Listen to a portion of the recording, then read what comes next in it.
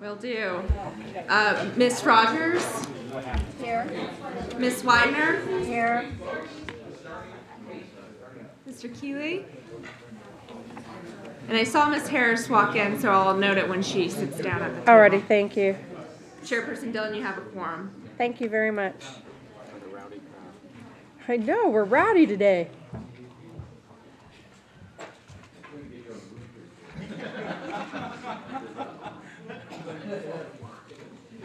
Alrighty, before we... Paul, did we get you? Happy National Donut Day, too. Alrighty. Before we take on our first action item, I need to make an update to the agenda. Under action item number 3, letter B, SB 27 Submittian, that has been moved at the treasurer's request to the full board, so that will not be heard in committee today. And so with that correction to the agenda, I would entertain a motion to approve the agenda and the work plan. Second. It's been moved and seconded. Are there any other changes? All in favor say aye. Aye. All opposed nay. And abstentions? Alrighty, we've moved our agenda and our work plan. The very first thing we have teed up is John, and I saw the room. We had the room up earlier. John, are you there? There he is. Hi, John. Back in the room. Hey, that room looks familiar. Well, you know, we have one set. It's a false wall, so. Thank you so much for letting us use your offices yesterday. We appreciate it. Oh, glad to do it. So am I on now? Yep, you're on. Well, it's always nice to be with you from Washington, where if they're not posting half-naked pictures of themselves on Craigslist, they are unable to recognize their own underwear on Twitter. So, you know, you couldn't make this stuff up, but I digress. That's a good start, John. Well, you know, if you didn't have little vignettes like this, you'd go mad back here, I'll tell you. Basically, in terms of what's happening in Washington now, especially on Capitol Hill, the whole debate over government debt and spending cuts has sucked a lot of the air out of the congressional agenda. So, unlike past years, things are fairly slow to develop on a lot of initiatives that you all have interest in. But we have been working on a number of them, and I want to update you from our February meeting. We've been spending a great deal of time on the Public Employee Pension Transparency Act, which we discussed quite a bit in the February meeting. It's H.R. 567, sponsored by Representative Nunez in the House, and S. 347 by Senator Burr from North Carolina in the Senate. The bill, just quickly, as we discussed at length in February, but just the highlights are that basically the state or local government's bond exemption, the ability to issue tax-exempt bonds, is tied to a requirement that it report to Treasury its pension plan liabilities on a risk-free discounted basis, which, as we discussed before, has the effect of artificially pumping up the liabilities of the plan. It also has a provision in it that would ban any federal bailout of public plans. Since I was with you in February, the House of Representatives has had a series of hearings on public plans and funding levels, and I've been reporting to the STR staff on each one of those, and they have more of the details. I'm happy to field questions as we go along. The House Oversight Committee, which is chaired by Congressman Issa from Southern California, has had 2 hearings. The House Judiciary Committee's had a hearing, most recently the House Ways and Means Committee. And I think one of the things that's distinctive about this is that of all these hearings, the public plan groups have been invited to testify at exactly one of these hearings. So it doesn't really seem like this is sort of a fact-gathering, truth-seeking exercise. In fact, the proponents of the legislation are actually putting on a chimp show. Yes, I said chimp show, because if you go to Congressman Nunez's website, unfortunately, the ability to use visuals is limited here, but you'll see 3 chimps under the title of Public Employee Pension Transparency Act. Hear no evil, see no evil, and speak no evil.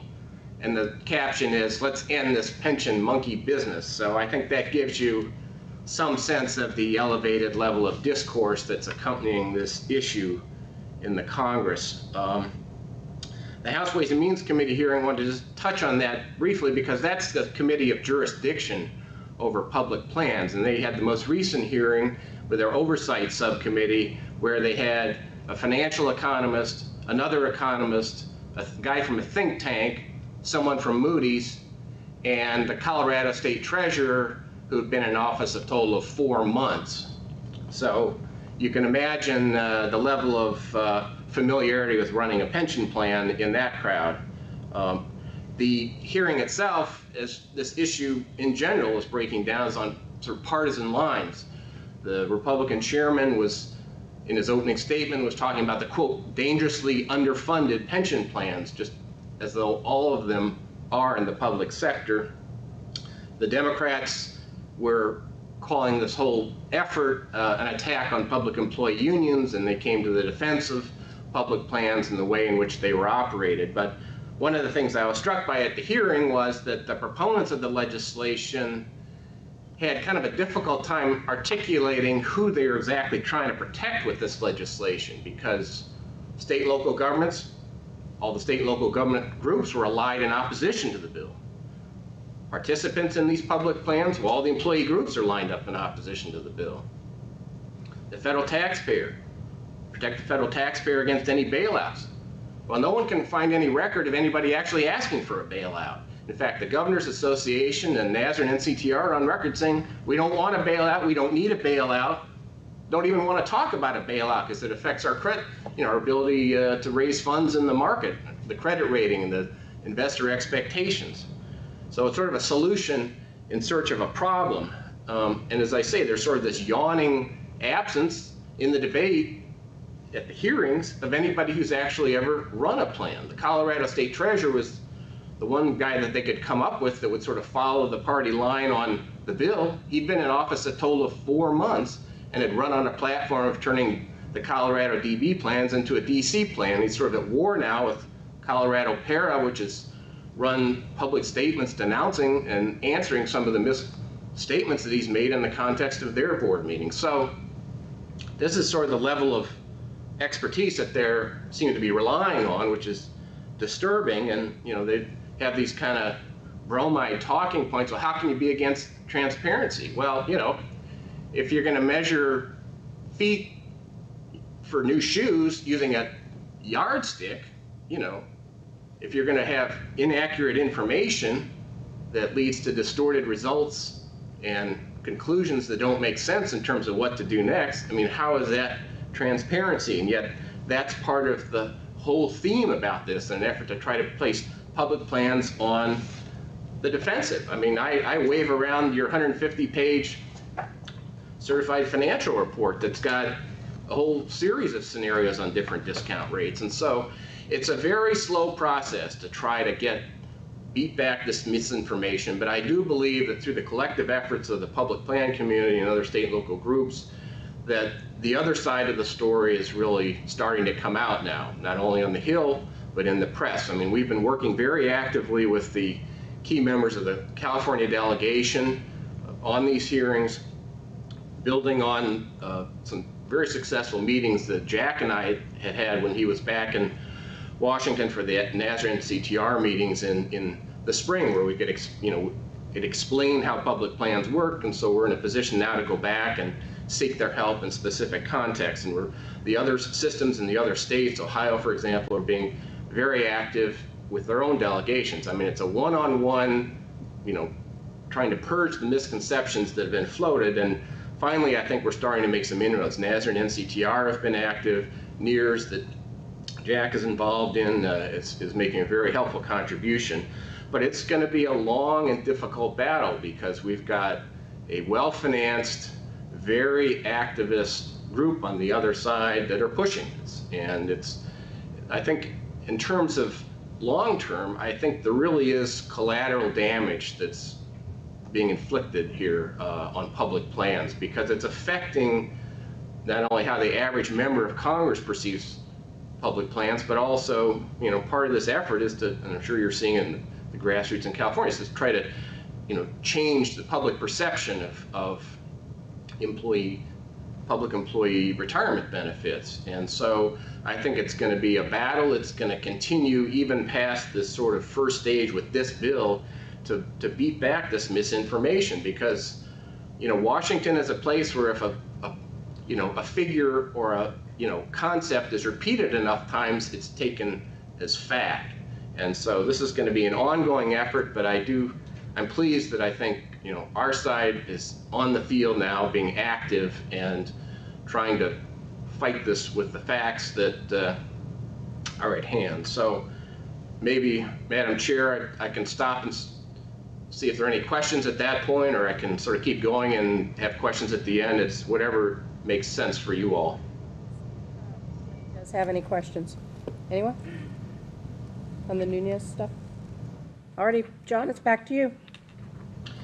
I want to touch now on sort of a related front, which is pension disclosure rules, because as part of an outgrowth of this whole sort of public reexamination of state and local pension plans, there are a number of groups that have sort of mobilized. The one that was already on the field, which is the governing body, the Government Accounting Standards Board, which sets the accounting rules that you all live by, has been examining at some length proposed new rules for pension disclosures. And Rick can answer any sort of detailed questions, because they're sort of down in the weeds types of changes. Those, we understand those proposed rules are being finalized and to be issued in proposed form shortly for consideration. I think that would be helpful, because this is the one group that has the real expertise to address sensible pension disclosures.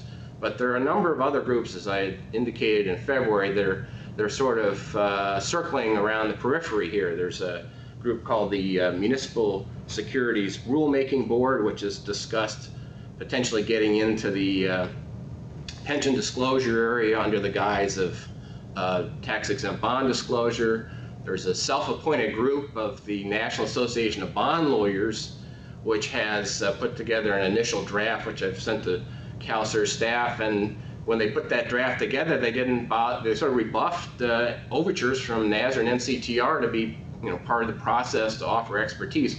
Finally, I think we've overcome that, but they've got some fairly wild ideas. As part of the tax-exempt bond offering circular, the government would have to make a 10-year projection of its annual required contribution into the future, and that would be a standard disclosure. So, you get into a posture where you have people that may know tax-exempt bonds but don't really know pensions. Suddenly you're mucking around with the pension area, and that's always disturbing when you have people that don't have the familiarity setting the rules. The other front that I think bears some watching is the Securities and Exchange Commission, because we have good relations with the SEC, work with them on the proxy access rules, but they've created, as I've indicated before, this special unit to focus on municipal securities and public pensions. And the initial sort of efforts had been, like in New Jersey, was to say, okay, we're in the connection with the tax-exempt bond offerings, were they making proper disclosures about the health of the plans, as that bore on the credit worthiness? But since this group is formed, and particularly Commissioner Walter has been going around the country having hearings, it appears as though pension disclosures may be becoming an issue sort of in its own right in the SEC in terms of looking at what the disclosure rules ought to be. So that's something that the public plan community is alert to in the Washington end, and we'll be looking to reach out to them. But it's the sort of thing where there's activity on a number of fronts. There may be rules that come out that are sort of contradictory or not really sort of tailored as they might be, or in the case of the SEC, focusing on what went wrong in New Jersey, and everyone else has to live by the fix for New Jersey. So anyway, we're on the case on that. There's several initiatives that affect CalSTRS as an investor.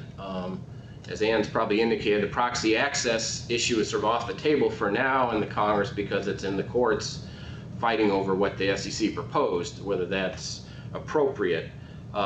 The Republicans, now that they've taken control of the House, are focusing not on trying to repeal Dodd-Frank altogether, but sort of death by 1,000 cuts on some key areas. They've been focusing on the Consumer Financial Protection agency in particular because that has a direct impact on the financial institution's business. But they also have recently, the House Financial Services Committee reported out H.R. 1573, which would delay the swaps rules proposed by SEC and CFTC until September of 2012. And as has happened throughout the Dodd-Frank debate, other crowds are wrapping themselves in the flag of public plans, and one of the arguments for delaying it was, oh, gosh, public plans might have to post margin in swap transactions. So it's uncertain whether this is going to go anywhere in the Senate, which is the Senate Banking Committee is chaired by Senator Tim Johnson from South Dakota, who's been a very progressive member, strong supporter of Dodd-Frank. And so it remains to be seen how many of these initiatives coming out of the House to sort of whack away at Dodd-Frank will see the light at the end of the tunnel. I know economic sanctions legislation has been an area of interest to the committee in the past. I know one of the perennial concerns that your investment staff has had is, there are these sanctions bills out, at the state level, but, we need a list. How do we know who these guys are that are these U.S. companies that are doing business or multinational companies that are running afoul? There's legislation that's been introduced in the House and Senate, H.R. 1905 and S. 1048, that would require public companies, as part of their quarterly SEC filings, to report potentially sanctionable transactions in Iran. So that could become sort of a template. The House bill has been referred to 5 committees, so whether it ever kind of crosses the finish line remains to be seen. But it's at least another way in which you would have a tool to deal with states' economic sanctions legislation at your end. I'd like to touch on mandatory Social Security, which is always a perennial hot button for us. I understand from Ed that there was discussion yesterday about a new study on employer cost, and I think that's really the key theme to focus on. We found that has resonated in Capitol Hill in the past, that people think that's, they hear mandatory Social Security from sort of a revenue standpoint, and it's got this siren call because it applies to new hires. They collect taxes for 30 or 40 years from these people before they have to pay them any benefits. And so as a new pot of revenue, mandatory always has a real appeal, and the way in which we've sort of rebuffed that in the past is to say, no, wait a second. CalSTRS is able to provide $1 benefit much more cheaply than $1 of Social Security benefit because it comes from a well-diversified investment portfolio. It's cheaper to finance that $1 benefit, and so this is in effect is a huge cost increase on school districts, and that's a theme I think that's going to continue to be made because mandatory is not on the table right now as part of this deficit reduction debt limit extension. Medicare and Medicaid are.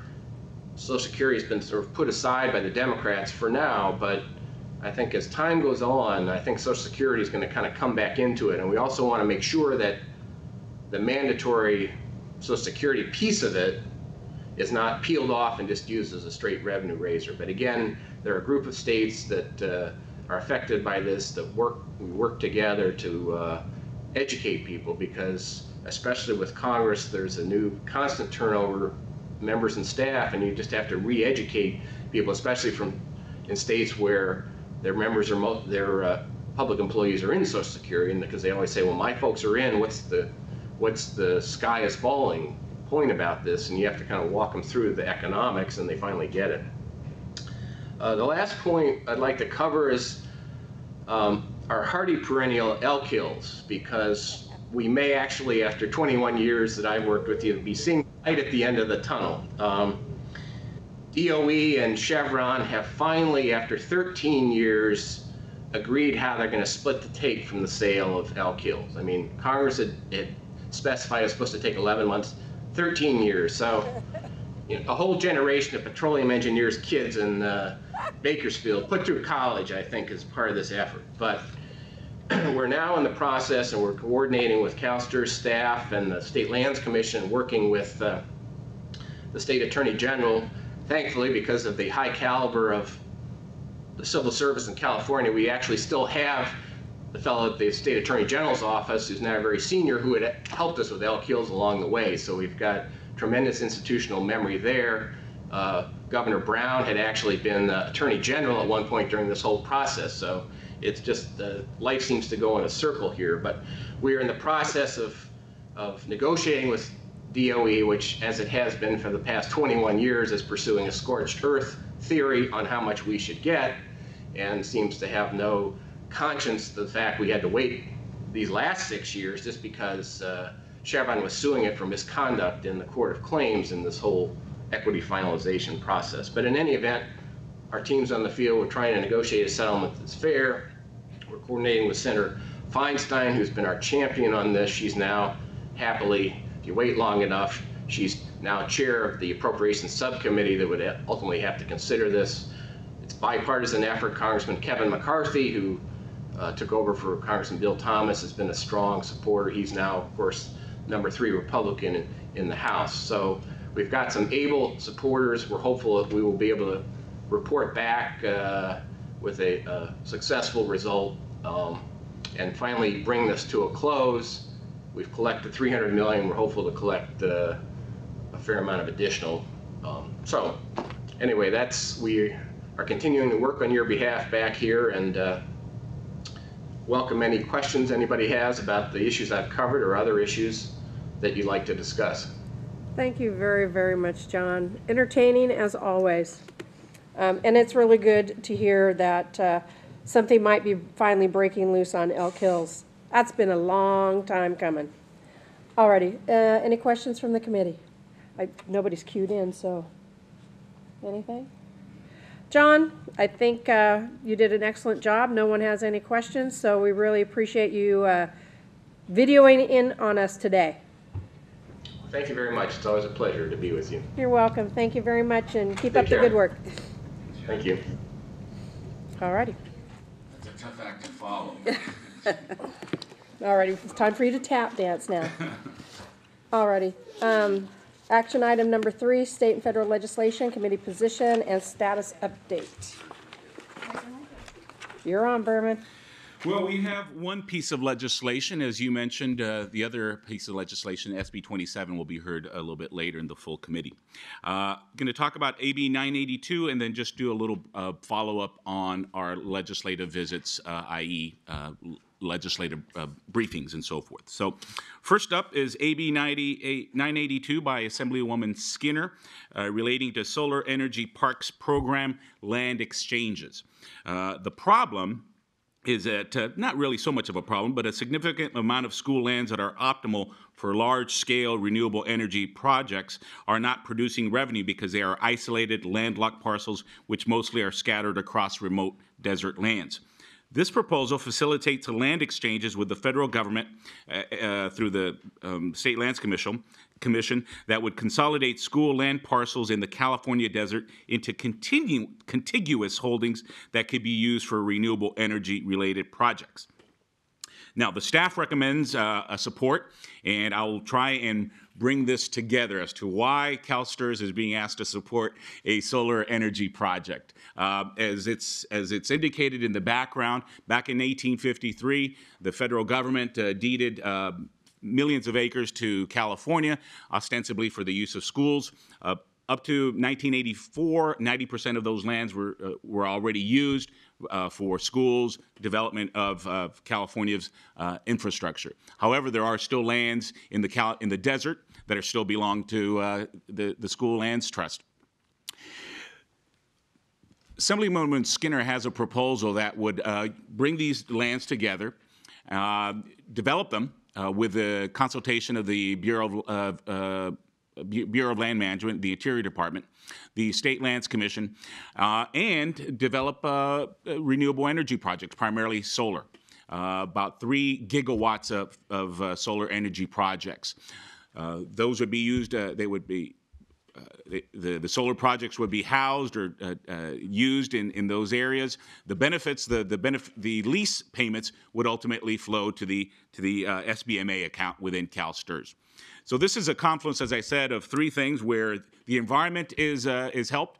It helps meet California's 33% renewable portfolio standards, which the governor signed earlier this year by 2020. It provides the economy in terms of jobs that will ultimately be created and utilized in that portion of California that heretofore is not being utilized for energy projects. And then third, it helps CalSTRS in terms of potential monies that will flow into the SBMA.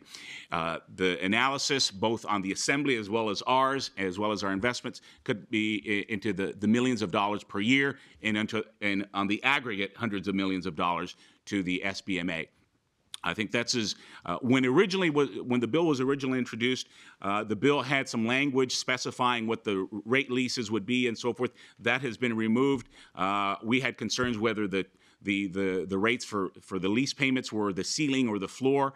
But now in its current format, it will take some time over the next several years to piece these lands together and so forth before there's actually shovel ready and the projects are in place. But ultimately, this is something that we feel that would benefit, as I pointed out, the environment, the economy, as well as CalSTRS on a long-term basis.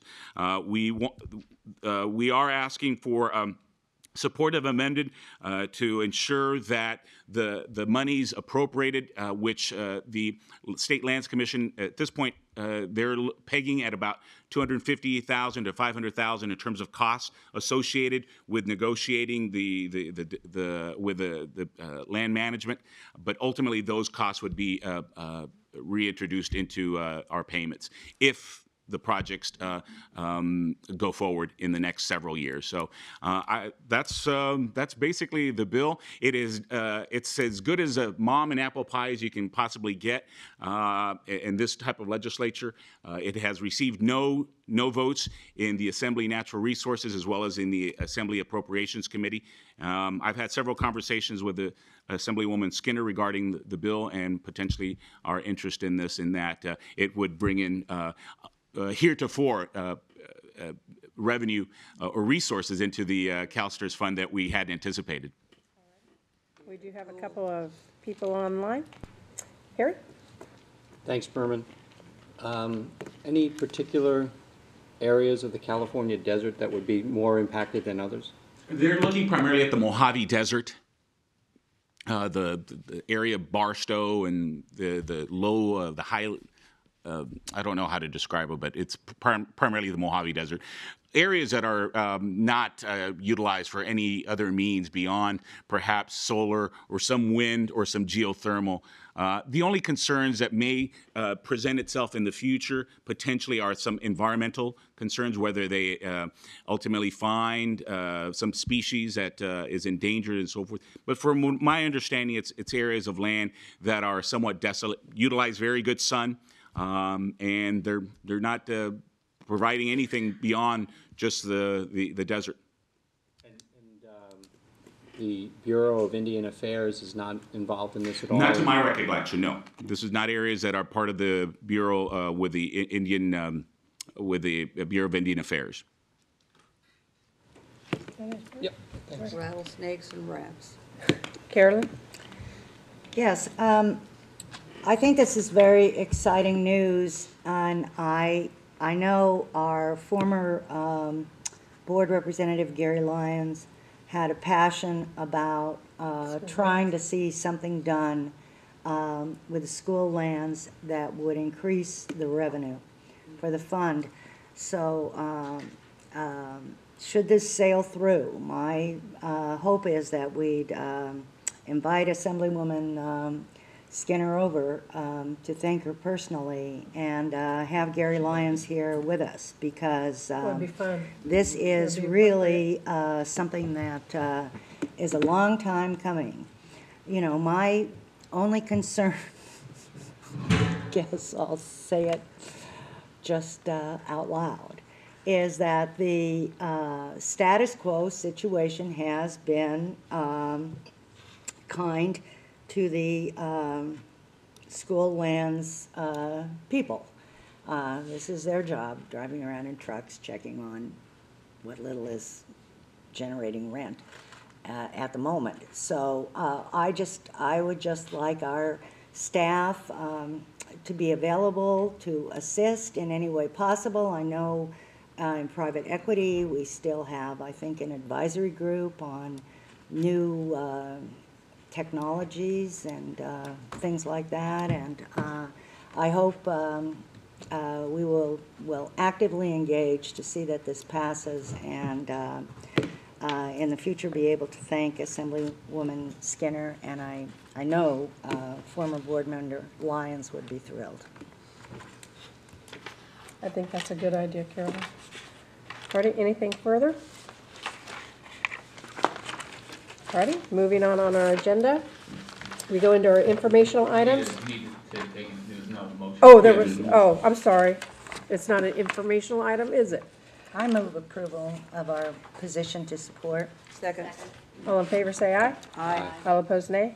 Any abstentions? All right, now we're good. Thanks, Ed. We were all so happy, yes. Just very briefly, I wanted to touch base on the legislative briefings and that we've had. Year to date, as of this week, we have conducted 45 meetings with between Assembly and the Senate. On the books, we have 25 scheduled meetings in the next few weeks. Hopefully by July 1st, we're hoping to hit 80%, 80 members of the legislature, recognizing that the legislature adjourns in September. So I think we're making really good progress. I think next week, at one point, we have 8 meetings set up throughout the day. I know, so we are moving. Thank you for the push. I think this is a great program. It involves a lot of work. So a shout out to the great staff on the 16th floor. Yes, Wendy, Jessica, Mike, Mello, those 3 have really just done a yeoman's job on really just helping us to move this agenda forward.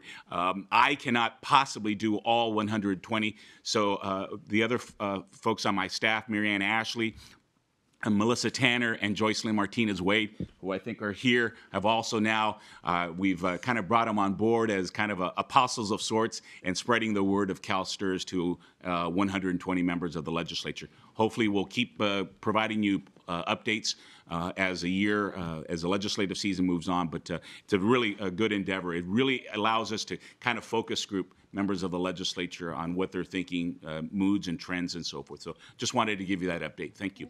Berman, I'm thinking, as you move through that, if you could just email us some status, you know, how things are going, and because we're not going to meet again for a while, if you could do that for us, that would be great. Be more than happy to. And I'm sure that if Jerry's ever down this way, or myself, Please. or me, we'd be more than happy to go hang out at the Capitol. If you give me just a few days or notice, then we can literally, I know Assemblymember Chesbro is in your district, and we'd like to get together with him and chit-chat, so yes. Right. That sounds terrific. Thank you. Carolyn?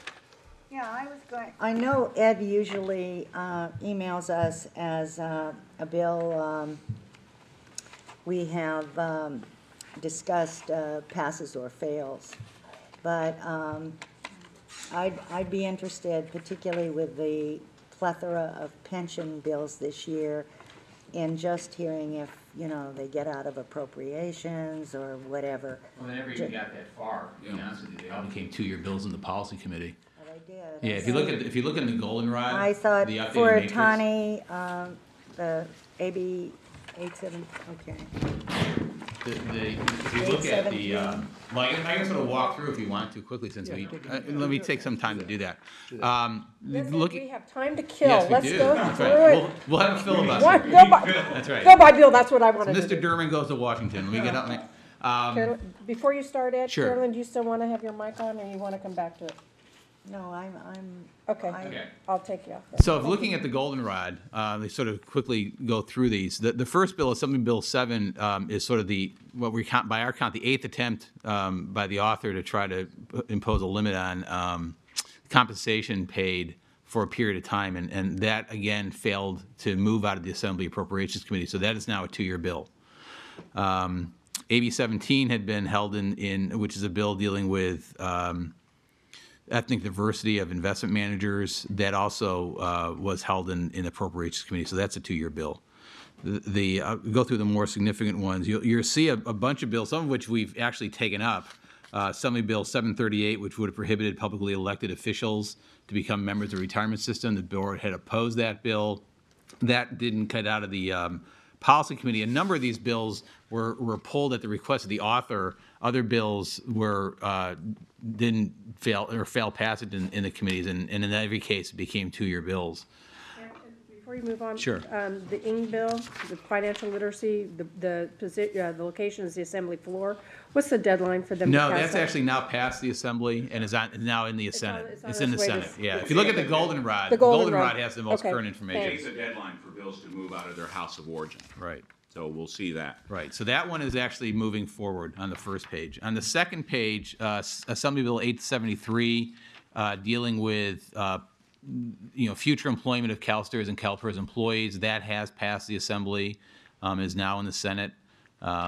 Maybe if you have any questions around the what's going on with that discussion, Terry's certainly here and can talk about it. He's the controller's response to the bill in terms of any further discussions that have gone on with respect to the bill. It hasn't been amended since the last time we met. Since April 14th is the last time it was amended. Assembly 875 would have prohibited the purchase of. It would have prohibited the crediting of accrued leave for overtime work in the calculation of final comp. That one we never even took up because it failed passage before the committee had a chance to review that one. That's a 2-year bill. The next bill, the AB 961, also failed passage. It would prohibit negotiation of pension benefits, which would have a limited effect on CalSTRS members because there's very little that gets negotiated in retirement for teachers, but that failed passage. Assembly Bill 982 that you just discussed is now on the Assembly floor or may well have passed as we speak. As Berman said, there hasn't been any opposition to that. Assembly Bill 1101 would replace the currently elected retired member of the board at the end of at the next term. It wouldn't take effect for 4 years with an elected member. That bill has passed the Assembly and is now in the Senate. Moving forward. Assembly Bill 1151 is one of 2 bills dealing with some changes made to the Iran Divestment Act. And there was a hearing a couple weeks ago that Harry and Dana spoke at. You may remember that. You might remember that. Where there was some discussion about our position on the bill. We're the only, actually the only organization to take a position on the bill. CalPERS hasn't taken one yet. And there was some concern expressed by the authors about the basis of that opposition. Where we are right now in that is that we want to make sure that we have the same understanding of what the bill does as the author does. His description of the bill differs from what we thought the bill was doing. If that's the case, then it makes it a little bit easier perhaps to reconcile, if he wants to do something different than what we believe the bill does, and we can work with him on some amendments to that. So we're in the process of sort of making sure we're clear about so we can describe to him how we see the bill operating.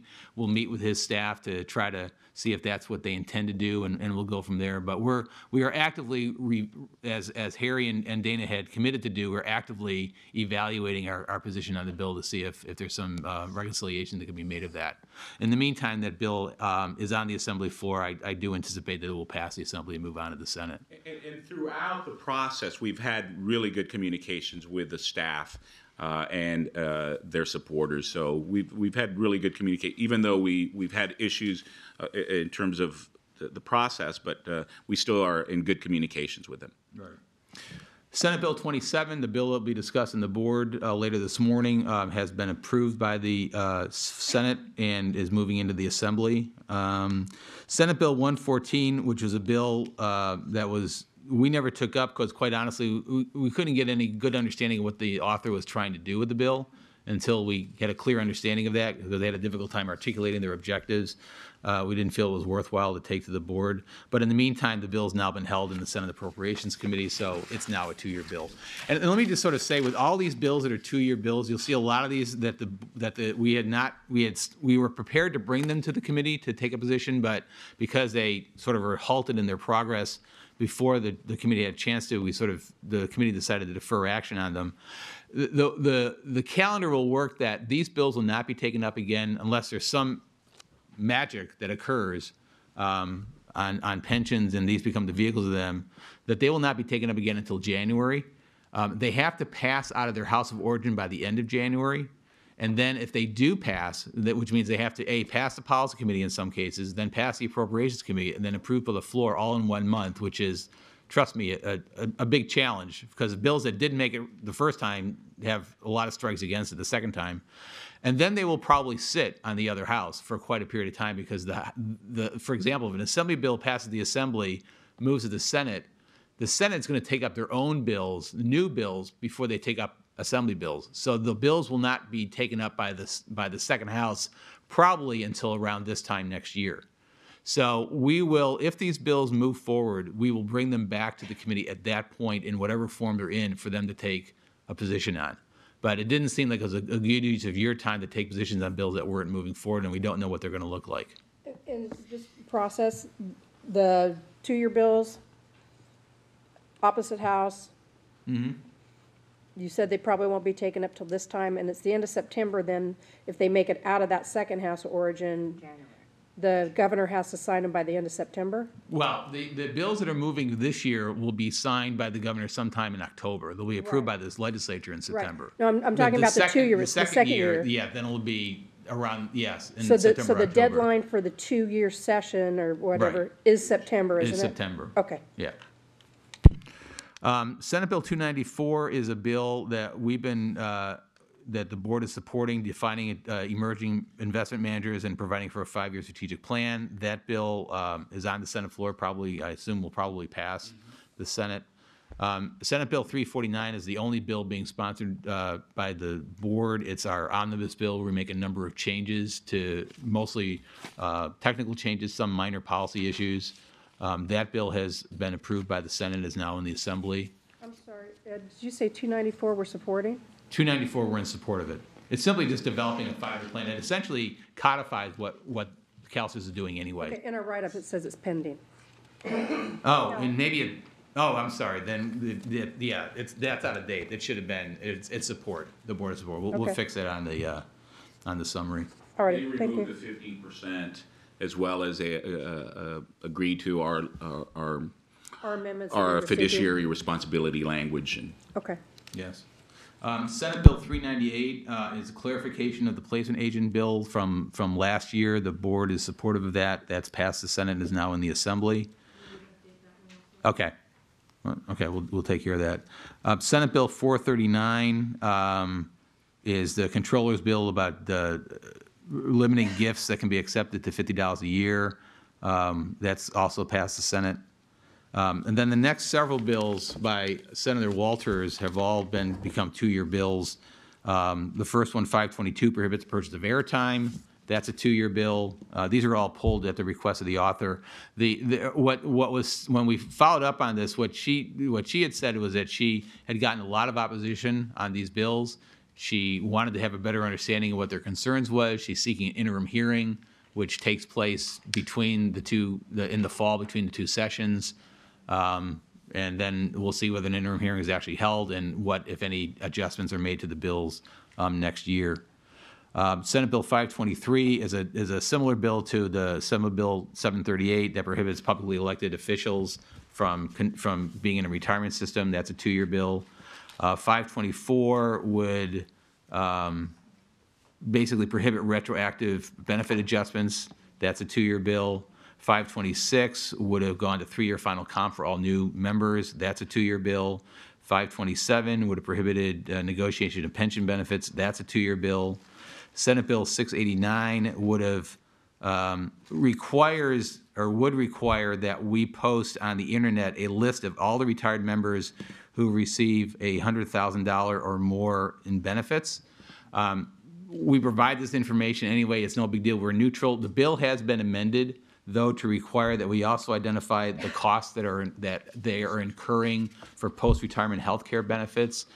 Our preliminary review of it indicates that might be very problematic for us because we have no information on that, but we may be bringing that one back to the committee at a later date. In the meantime, it's a 2-year bill, but I want you to know that we may be bringing that bill back at a later date if that provision continues to be in there.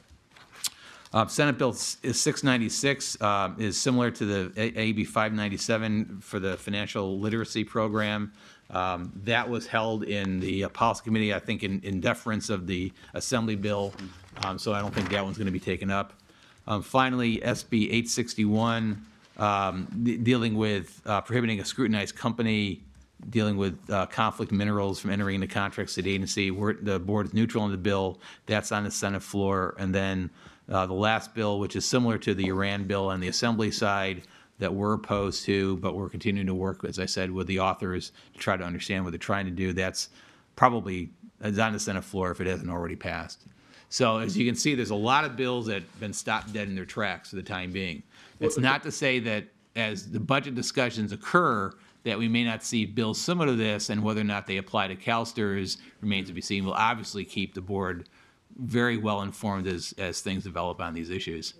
Just to put it in context, there was 2,300 bills introduced this year, of which we identified 29 were identified for analysis, roughly about 1%. And now it's been distilled to roughly about 12 bills that we're looking at, that were still on the radar screen.